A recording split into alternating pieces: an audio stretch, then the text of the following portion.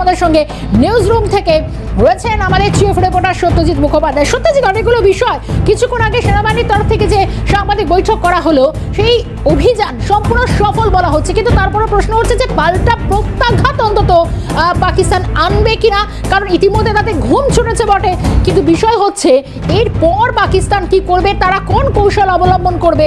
বলা হচ্ছে যে আগামী 12 ঘন্টার মধ্যে একটা আঘাত হানতে চলেছে পাকিস্তান। কি কি তথ্য, আমরা কোন কোন দিকে আরো সতর্ক হব? একদমই তাই, কারণ আমরা সতর্ক রয়েছি, আমরা প্রস্তুত রয়েছি। কারণ ইন্ডিয়ান আর্মি কিছু আগে যে সাংবাদিক সম্মেলন আমরা করেছি তাতে পরিষ্কার বলা হয়েছে যে কোনো misadventure of Pak army আমরা তার we are ready to answer, আমরা বলেই দিয়েছি পরিষ্কারভাবে। এবং যে বিষয়টা আমরা এখন স্ক্রিনে দেখানোর চেষ্টা করব, যে তথ্য আমরা দর্শকদের বলবো সেটা ভীষণ গুরুত্বপূর্ণ, কারণ ইন্ডিয়ান আর্মির তরফে আমরা দেখিয়ে দেবো যে ঠিক কীভাবে।